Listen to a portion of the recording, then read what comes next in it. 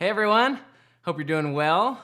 My name is Kyle. I get to be the campus pastor of our Saddleback Anaheim campus. What a privilege. And it's a privilege also to be here today unpacking God's word together, pulling out some truths from the Bible. And today I want to talk about waiting. Waiting is a part of life. It's a part of my life all the time. It's a part of your life. And I'm not very good at waiting, which is why I like to talk about it and teach on it, because I hope that someday all this teaching will finally get through to me. And over the last couple of years, I've tried to put some intentional practices in my life just to help me wait more, to flex that muscle. Because the truth is, you and I, we're going to spend the rest of our life waiting. And if everything has to be settled and it feels like we can't wait for anything, we're going to spend the rest of our life without joy. Because we need to learn how to have joy in the midst of the waiting, how to have peace and life in the midst of the waiting, because we're going to encounter it through our entire life. And as I look at God's word, I look at my own life, I'm just going to break down kind of two different categories of waiting that I see. I just made these up. I hope that this helps you, because it really helps me. There's two different categories of waiting.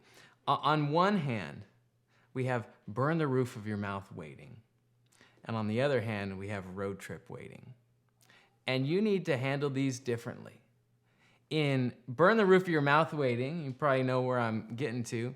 It's when your pizza comes out of the oven and the bubbling cheese is there and the crispy crust is there. And you just go, you know what? I want to experience this so badly right now. I can't wait. So I'm going to consciously injure myself, burn the roof of my mouth to eat this pizza right now, because I'm just not willing to wait any longer. This is the kind of waiting where you have a choice, okay? The choice is up to you, but if you stop waiting too soon, there's going to be a consequence, or it's just not going to be as good. And God designed it like this. You look at nature. If you eat a green banana, it's not going to taste good. You want a strong, healthy tree, it takes some time to wait. And if you don't learn how to wait financially, not spend everything that you have today, you're never going to save.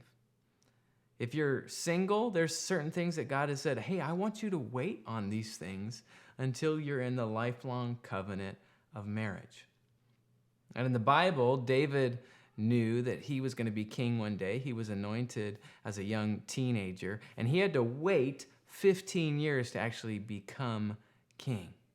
That's a long time. In fact, there were some opportunities where he could have become king even sooner if he took it into his own hands, but he said, no, I want it to be on God's timing. So he waited. And in this kind of waiting, we need to press into God's wisdom. We need to trust God. We need to press into his discernment. And David wrote about this. Psalm 25, 4-5. David says, make me to know your ways, O Lord. Teach me your paths. Lead me in your truth and teach me, for you are the God of my salvation. For you I wait all the day long. We need to do like David does and throw ourselves into the trust of God and the wisdom of God. Because ultimately, when we're waiting in this roof of mouth waiting, we're saying, God, you know best, and I know it's going to take longer than I think and longer than I want, but I don't want to take it for myself right now.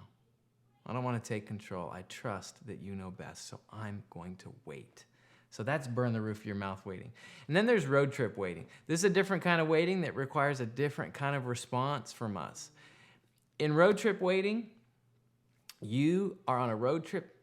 There's nothing you can do about it. You just got to wait. You have to wait till you get where you're going, and you just got to stay put. And then pretty much the only thing you can do is ask, are we there yet?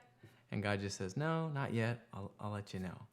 And on some road trips, you're chilling out, having snacks in the back of the van. And on some road trips, you're hanging on the back of a dirt bike, holding on for dear life. And here in this road trip waiting, here's what we need to do. We need to press into the love of God and the presence of God. That's going to make a difference. And here's what David does right here in Psalm 33, 20-22. He does this. He says, our soul waits for the Lord. He's our help and our shield. For our heart is glad in him because we trust in his holy name. So let your steadfast love, O Lord, be upon us, even as we hope in you. When you know there's not much you can do, you need to call on God's overwhelming love for you and his presence with you. I tell this to my kids all the time. Hey, I'm just happy to be with you. And if you're going to experience some waiting and some painful waiting, knowing that God's happy to be with you, that's going to make a difference. And so you just may take some time to sit with God and just say, I'm happy here in your presence. I can wait. I know you're with me. Would you comfort me? Would you strengthen me? So that's really my challenge today as we learn from David. If you're in the roof of your mouth waiting, press into God's wisdom. Trust him. If you're in the road trip waiting, press into God's presence and his love with you. It's going to make a difference as we wait. All right, it's been great to be together. Hope you have a great rest of the day. We'll see you later. Bye.